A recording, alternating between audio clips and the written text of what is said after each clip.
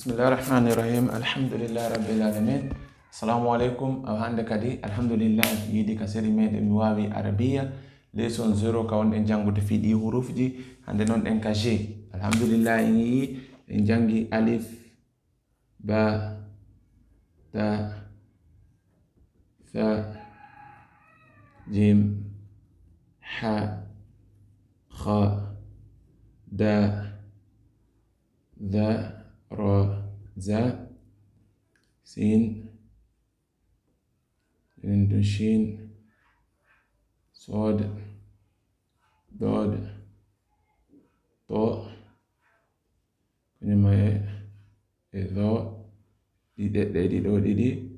a ra. Donc ɗiɗo janguɗen ino ɗen alif on tan yejjitu koye ɗo heɓa étoile ɗum ɗo hollugol en ɗiɗo yettata goɗɗum ko tokki yeso majji direct ko ɗi 6 ɗo harena mankane goto. Hande non ko hombo wonɗen iide ɗo oɗo ko waɗu a 9 on yi ko nara ko 9 fewtirɗo telenga. Joni se waɗi ɗo ni 9 andi mi fuɗɗitomo ɗo waymo waɗirde ni ayi ka fuɗɗiɗa ɗon andi a fuɗɗoton ɗo ƴawa arta kadi ka fuɗɗinoɗa ɗo ko non joni kanko o windirte. Donc joni si en ari ɗon hakkunde ko ciifu watta kono ɗo wattamo 0 wonni wattana non ila parce que ɗo andi ayi non kanko so ari hakkunde ko ni ayi kanko ngaremo mari ciifu oɗo non ko rowu woni hakkunde. So ari ka fen ko ciifu siko kanko tun donc ɗo fuɗɗito ɗo ayi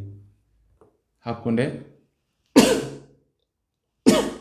Alhamdulillah rabbil alamin. Donc ɗo you know après siko kanko tun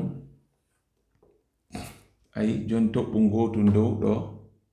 ɗo heɓa toɓɓoy ɗiɗoy dow parce que na lettre goton ɗo joni mi fuɗɗito ɗo andi ɗo so ari ni ɗi nandi. Donc so waɗi ni ma so waɗoy ni o soit to ƴetta toɓɓu gotum ma o ƴetta toɓɓoy ɗiɗoy. Donc ɗo joni si woni ɗo ko fa tumata fa tunde fi'ituɗo. Donc oɗo yiɗen utilise mo ka pula. Donc fa na yo force mo fus fatiha. Donc andi joni ɗum no foppi ɗen utilise fuuta ko wona f o wona utilise oɗo non ko won ɗum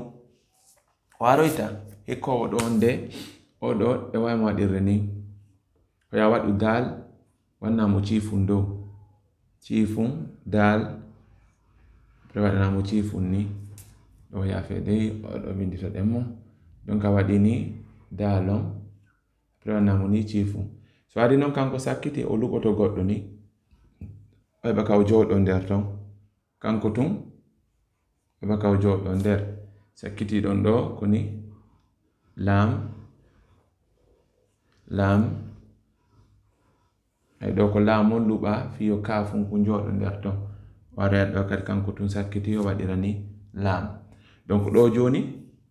o fa en inni oɗo no wawa f on ka pular. Donc oɗo ko o en arte kadi ɗo ka dande parce que oɗo ko kafa ay donc ka donc o ka ɗo ko ɗo yiltita andi ka ko ka hunde ko ɗo ni yaltude o yiltite nder ga andi arten kadi ka dande ga ka ɗiɗɗitagol sifa ɗiɗo ɗiɗi ɗo nayi haynude ka yaltowo andi mone o andi oɗo wona kaf oɗo wona of donc ko ka on wonno ɗon ka nder hunduko ɗo ko wonɗa haalirde ka dande ga o wona ɓoola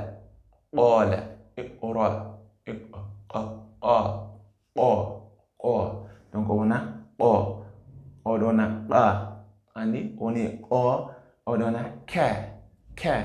kaf oɗo wona of kono ƴettu ka on wowla andi on wawa ka français on innaɗa gorjude mona ko andi ɗo goɗɗo nete a wowlu ɗum ka a wowli ka ɗo noon si o gorju mon a wowli o donc oɗo ko ka on yiltita ka dande leyga ɗo kadi fiyen prononce mo oɗo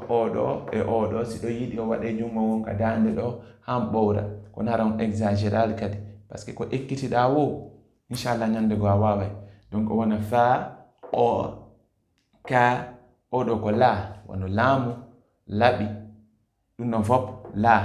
oɗo ɗen utilise mo ka pular e français on woni l on donc oɗo wona la ko kanko windirte ɗo ni joni kaafon ka on nde mo winde o luɓoto la on fiyo heɓu ka o jooɗo mais non en iyoye nde iɗe wo hamza on inchallah kanko ko ni o windirte